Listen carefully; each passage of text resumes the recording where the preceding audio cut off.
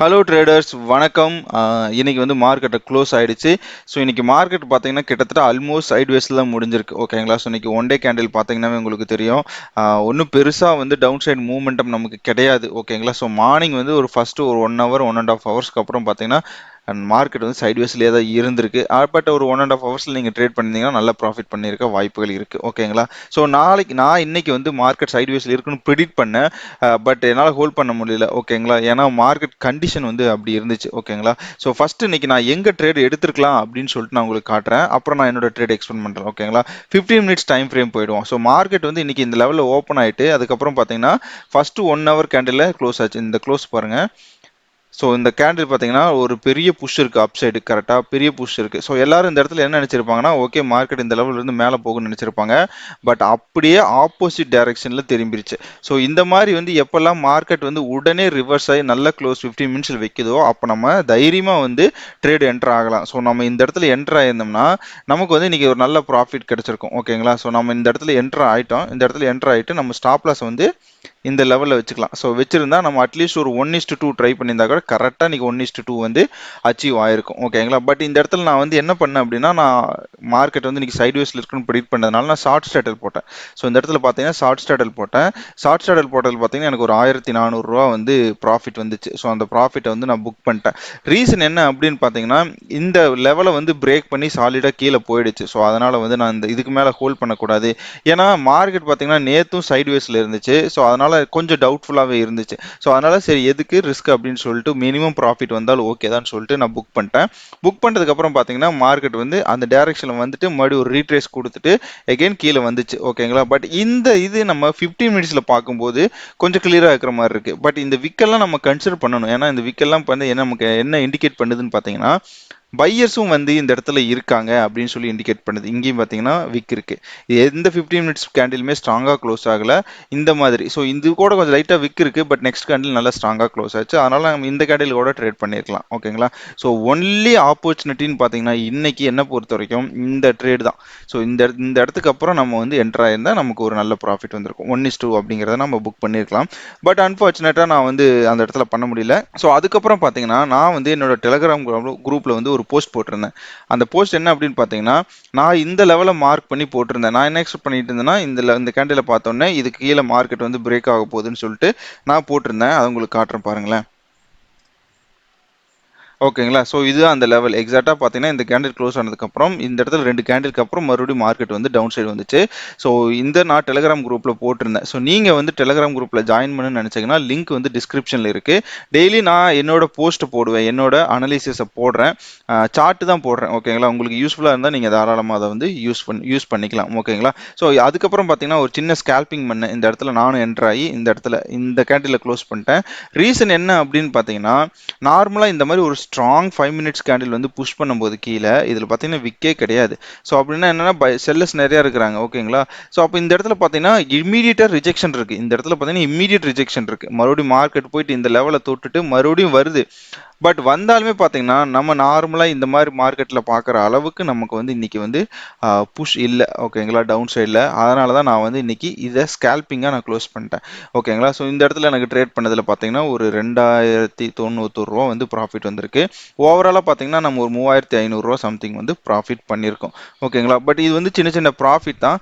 Maximum இந்த மாதிரி டேஸை வந்து அவாய்ட் பண்ணணும். ஸோ அதுதான் வந்து ரொம்ப ரொம்ப இம்பார்ட்டன்ட். நம்ம வந்து இண்டிகேட்டர் போட்டு பார்க்கலாம். இன்னைக்கு சிபிஆர் இண்டிகேட்டர் எந்த அளவுக்கு ரெஸ்பெக்ட் பண்ணிருக்கு அப்படின்னு சொல்லிட்டு. ஓகேங்களா?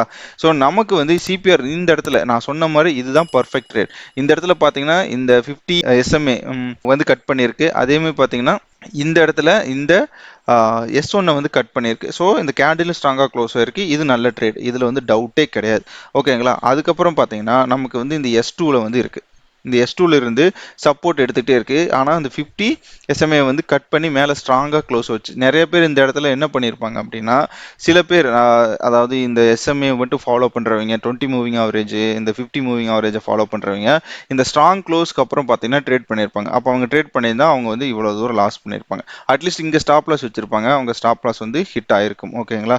ஸோ நெக்ஸ்ட் ட்ரேட் நமக்கு ஆப்பர்ச்சுனிட்டி எங்கே கிடைச்சதுன்னு பார்ப்போம். நம்ம இந்த இண்டிகேட்டர் எல்லாம் வச்சு பார்க்கும்போது இந்த இடத்துல பார்த்தீங்கன்னா பிரேக் டவுன் இல்லைன்னா இந்த லெவலில் வந்து பிரேக் டவுன் க்ளோஸ் வச்சிருக்கு. அப்போ நம்ம சொன்ன மாதிரி இந்த இடத்துல வந்து நம்ம க்ளோஸ் பண்ணிட்டோம். ஓகேங்களா? ஸோ அப்போ இது ஒரு சின்ன ஆப்பர்ச்சுனிட்டி. இது எல்லாமே பார்த்தீங்கன்னா ஸ்கேல்பிங் தான்.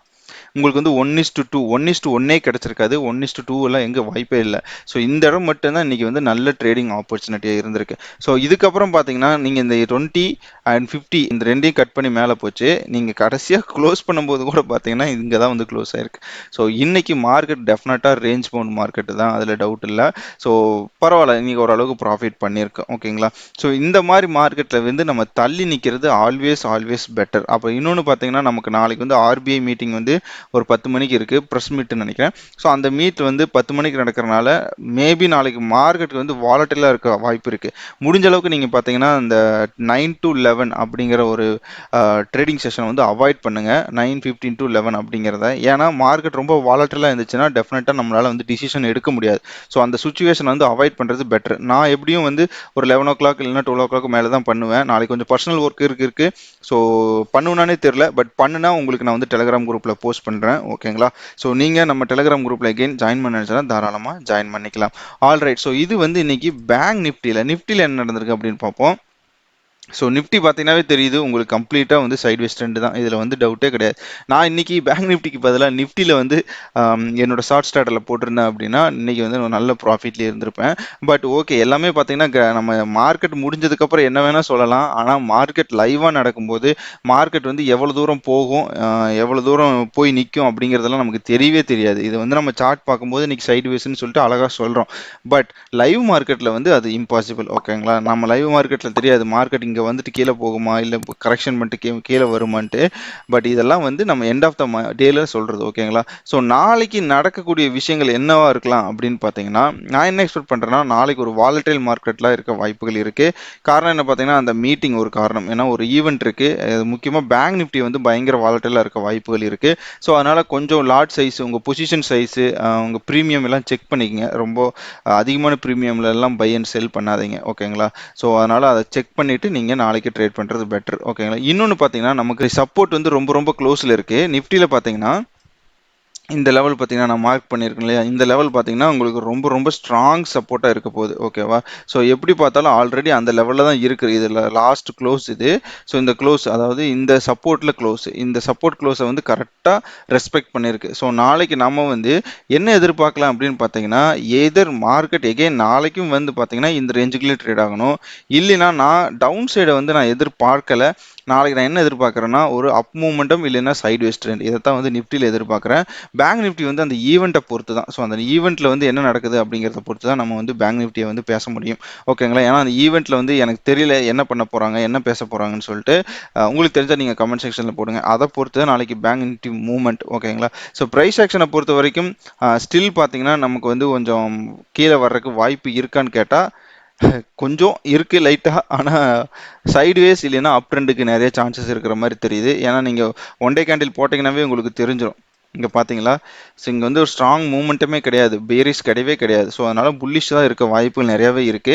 அண்ட் வீக்லி கேண்டில் செக் பண்ணுவோமே. So weekly last week candle பார்த்தீங்கன்னா இப்படி க்ளோஸ் ஆயிருக்கு. ஸோ இந்த க்ளோஸ் நார்மலாக எப்படி இருக்குன்னு பார்த்தீங்கன்னா ஸ்ட்ராங்காக தான் இருக்கு. பட் ஒரு சின்ன கரெக்ஷன் வந்துட்டு மேபி ஃபால் ஆகலாம், இல்லைன்னா வந்து ஒரு ரிவர்சல் கேண்டில் போட்டு ஃபால் ஆகலாம். ஓகே, இதுவே மந்த்லி கேண்டில் செக் பண்ணி பார்ப்போம் பேங்க் நிஃப்டி.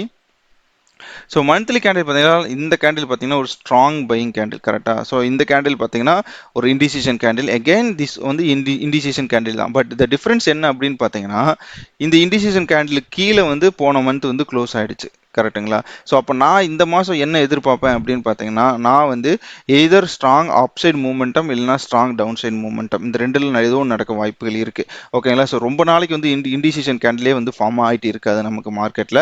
ஸோ இதை தான் வந்து நான் எதிர்பார்த்துட்டு இருக்கிறேன். ஓகேங்களா. ஸோ இவ்வளோதான் இன்னைக்கு நடந்த ட்ரேடு. ஆல்ரைட். ஸோ இந்த வீடியோ உங்களுக்கு பிடிச்சிருக்குன்னு நினைக்கிறேன். பிடிச்சிருந்தா மறக்காம நம்ம சேனலை சப்ஸ்கிரைப் பண்ணுங்க, லைக் பண்ணுங்க, ஷேர் பண்ணுங்க, கமெண்ட் பண்ணுங்க. இந்த வீடியோ பொறுமையை பார்த்து எல்லாருக்கும் ரொம்ப ரொம்ப நன்றி. Have a good day.